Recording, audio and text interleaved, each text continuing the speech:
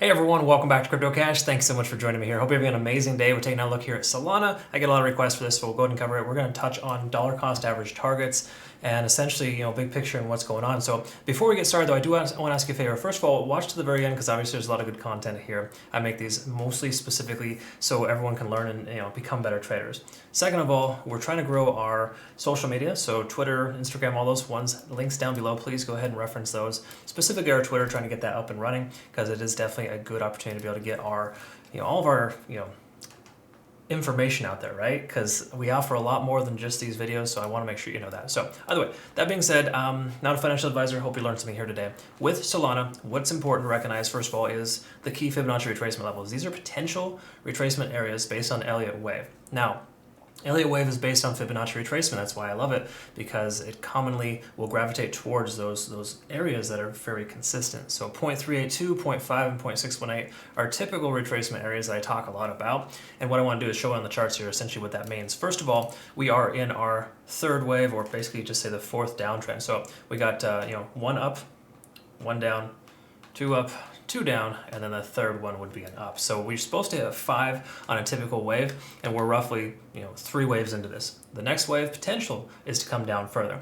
Now, it doesn't mean the top is in here just yet. It does imply, though, however, based on today's Fibonacci retracement levels, that these are the points in which the price could reach if we were to start retracing from here, okay? Keep in mind, Bitcoin is dropping down below 30,000 again, and if it continues to digress as we're kind of expecting a little bit of a retracement potentially to fill that CME gap, we will see Solana essentially do the same thing. Okay, so keep in mind 0.382 right at $22.72 and $22.18 are the two areas to watch out for. So that'd be good dollar cost average targets if you were to try to go ahead and buy those dips. That being said, we're coming up to 70 on the RSI, potential rejection area there. So it's actually a good thing that the price action hasn't passed that plane. Keep in mind also too, we have 3 white soldiers here forming.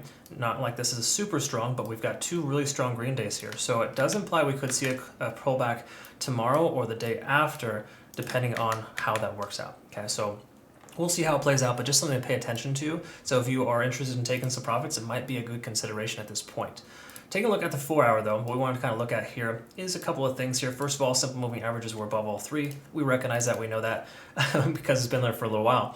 That's a good sign. That's basically an ascending type of trend. So we can go ahead and draw a trend line out here right now and kind of see how that holds on larger time frames. Later we can kind of reference that. For now though, with the RSI, it's kind of bouncing off of 70, holding that as a support. And I've seen this happen numerous times where the price stays above 70 for some time. So don't rule it out just yet until the price drops below 70 officially. We should expect to continue to go higher.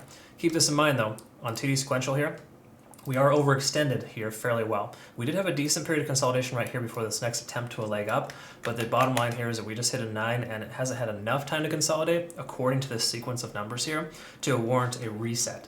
That being said, we should experience some type of retracement here soon based on that that situation there essentially that's coming into play. Now again, it's not 100%, not exact science, no indicator does that, but for the most part, it increases our odds of understanding that the price action shouldn't go too much further based on the fact that it's being overextended to the upside. TD sequential on the 1 hour doesn't really help us too much. There's a lot of candle wicks, ups and downs, really kind of note. But the thing to understand here is, and it's worth noting here, of course, is that the lagging span is coming close to the price action. If it continues to come over here and touch or come back down to touch, there's a good chance you want to consider closing your position because we've lost that momentous trend to the upside. That being said, we can see we are above the cloud here. That's probably the most important, and the conversion line is still above the baseline. So we've got 2 out of 3 indications here to leave your position open, and technically 3, but that third one there, the lagging span, is kind of the first indication that you're losing that momentum if it comes within the price action. Pay attention to that. I've got an Ichimoku Cloud video. If you're curious about it, go ahead and search that through my site. But generally speaking, that's how the cloud kind of interprets things, and it's basically telling us conservatively we're still safe to leave our long position open. If we take a look at our CC Golden, we can see we've got some nice little scalps here. Take a look at this. Some of my day traders took some entries here, and they got out right here. They took an entry here, got out right here, and right now we have a long position potential right now at the point, okay? Because again, this indication is based on overextension, and it's a confirmational indicator, right? It's available for sale on my homepage, of course. Current members do receive a discount between now and July 1st. But the bottom line is that indicator is really helpful and providing great benefit to a lot of our members. And I'm super excited to be able to, kind of have this opportunity for you. So be sure to check that out. All the details are on the homepage, of course. But the bottom line is we're getting some really good feedback and it's a very awesome situation. So keep up the good work there in that regard with my community members. Happy to hear it's working very well for you.